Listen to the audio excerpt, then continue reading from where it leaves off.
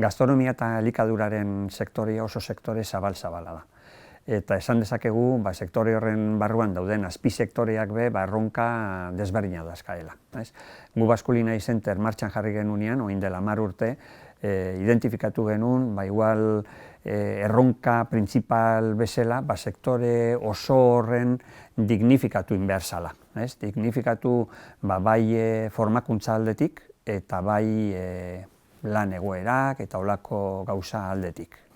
Egia esan da, gaur egun COVID-en asunto honekin agian erronka guzti horiek amplifikatu india, batez ere sektore honetan, eta gure zeregina haundillo da, eta egokitzeko beharrak haundillagoak. Sektore hau, gastronomia eta elikadurarena, bere zabaltasun osoan erronka eta helburu asko dazka, logikoa da bezala.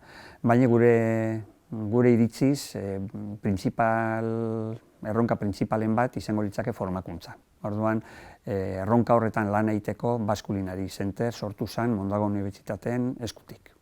Formakuntza hori aurrera eramateko, lehengoko pausua izango litzake sektore horretan lan egingo duten pertsonaren profila identifikatzea. Eta etorkizuna ezin denez aurrikusi, olako egoera baten aritzeko ero lan egiteko profesionalak ero pertsonak prestatuta egon beharko lirateke. Horretarako, Basculinary Centerren proposamena ezera izango litzake. Profesionalak prestatu beharrian, pertsonak prestatzea. Hau da, teknikoki jakin behar duten guztietaz aparte, gure helburua pertsonak prestatzea da. Eta pertsona horien ezaugarriak beste hainbaten artean egongo lirateke begirada kritikoa eta globala izatea, kooperatiboa izatea, berritzaile izatea, eta batez ere bere bizitza osoan ikasteko gai izatea. Eta ezaugarri pertsonal horiek lortzeko,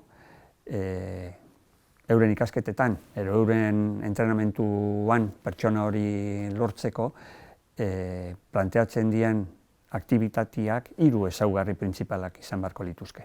Horietako lehena izango litzake ikasketa praktikoa, oso praktikoa eta reala, realitatearen ahalik eta hurbilen egotia. Bigarrena izango litzake aktibitate interdisciplinarrak izatea. Hau da, karreran dazkaen ezagupen arlo guztien arteko planteatutakoak. Eta hirugarrena izango litzake personalizatua. Hau da, bakoitzaren interes pertsonalekin lotuta egotia. Eta horren adibideak honakoak izango lirateke. Kurso bakoitzeko bat emangoet bide orokor bat hartzeko. Horrela, lehengoko kursuan aprendiz hauek edo pertsona hauek iteutena da feria gastronomiko bat antolatu, hasieratik bukaera arte, bere lehengoko kurtsuan. Bigarren kurtsuan adibidez, antolatzen dutena da azoka zientifiko bat, euro garatutako produktuak aurkeztuz eta salduz, publiko errealari. Hirugarren kurtsuan, kontzeptu gastronomiko pop bat jartzen duten martxan, hasieratik bukaera arte. Eta laugarren kurtsuan antolatzen dute kongreso zientifiko bat, nun aurkeztu ite dute euren paperrak bere proiektutik irtetzen dienak. Eta guzti horrekin ikusten duguna da, orain arte irtendako graduatuak sektore zabal honetan eta arlo guztietan izatu duten inpaktua oso potentia izaten ari dela. Beraz honek indarra ematen digu eta gogoak ematen digu martxan jarri deun master unibertsitarioarekin eta doktorautza programarekin inpaktu hori handitzea.